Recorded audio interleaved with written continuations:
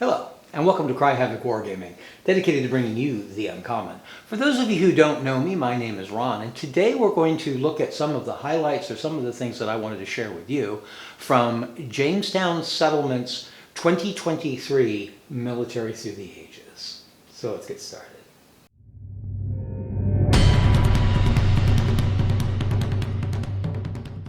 Last year I took the opportunity to show some of the highlights of Military Through the Ages here on the channel, and I thought I would do that again this weekend or this year. So here following are going to be some of the highlights and just some general feel for Military Through the Ages, a military timeline reenacting living history event that occurs at the Jamestown Settlement, a site that was created in the 1950s to celebrate the anniversary of the Jamestown landings and the introduction of English culture with this creation of the first successful British colony in North America. So that all being said, let's go to Jamestown Settlement.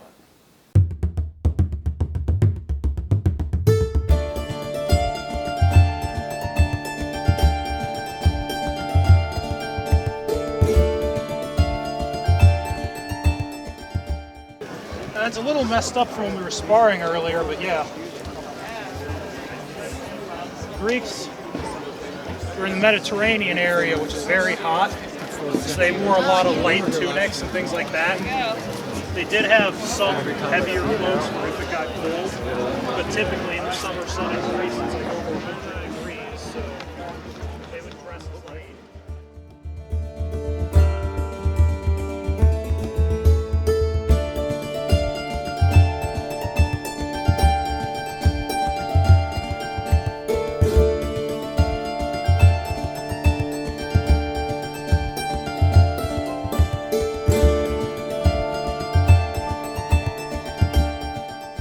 Like what time period you're talking about? So the Paladin Nation, how many tribes, like the Pamunki and the Mas?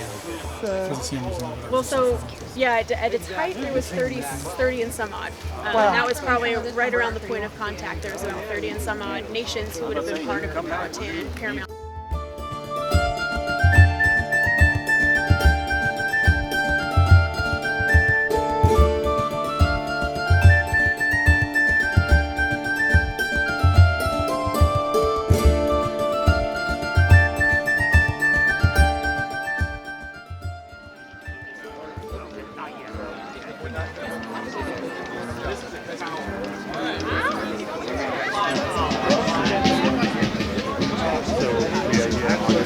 They can do undercuts.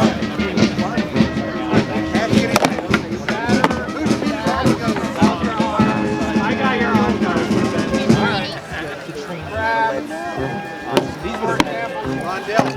Like 10 or 12, yeah. No, these would have been adults. They would have been men, but they would have been non-soldiers that are now. My weapon, even then, it's difficult. Because the buckler is actually grabbing me, hoping to grab my wrist. All good? Like,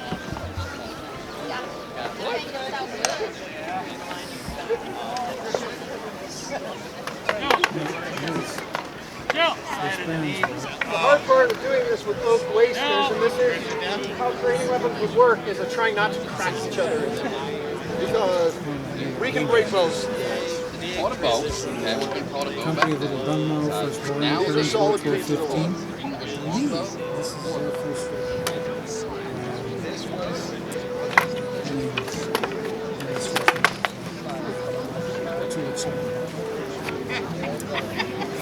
Because in reality, my sword would be in my hand. You need very thick, robust to be able to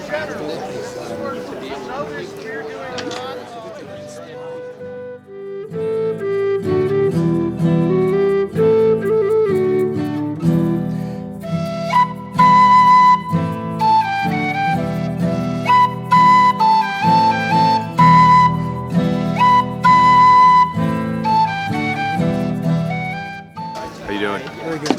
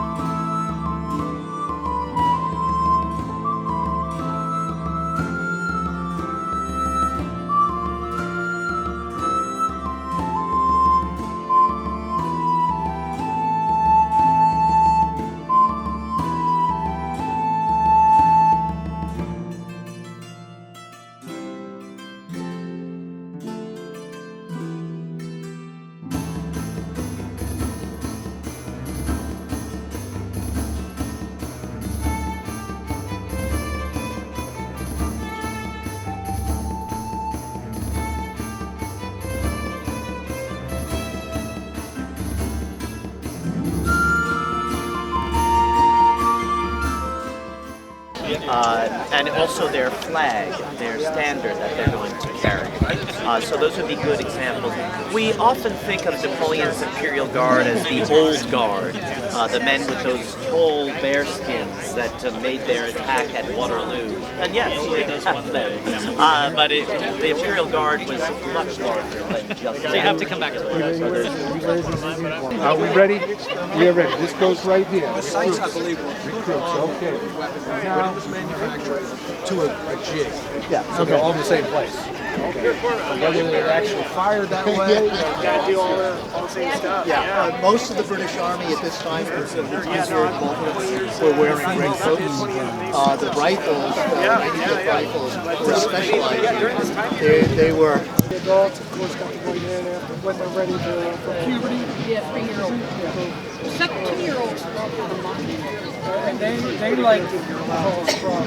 Yes. I know the farthest They always think, come on.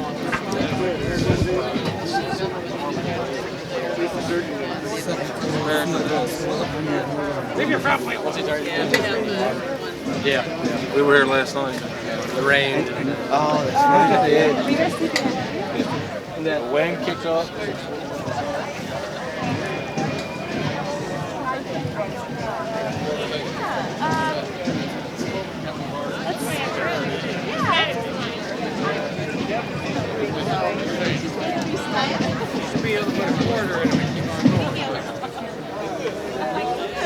Got it on base. Think about what picture.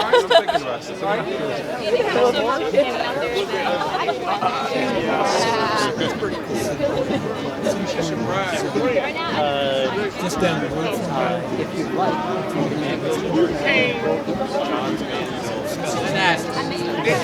Working with those specialists.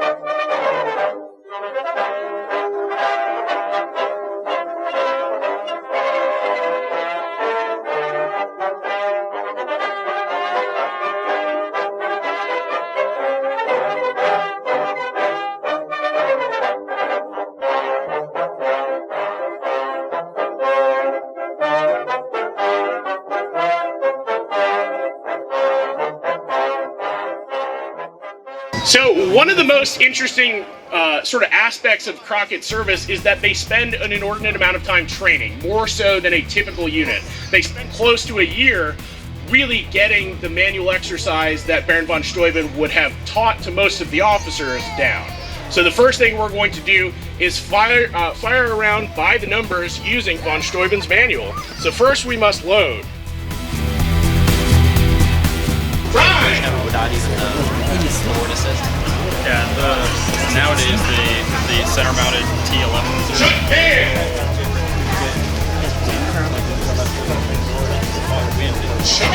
Good afternoon, ladies and gentlemen.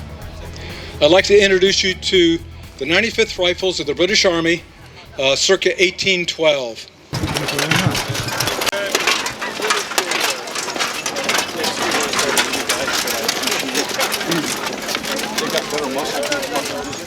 Thing about the 1912 election, though. Ah, well, there it is. I'll be licking my wounds for a little while more for that, for sure.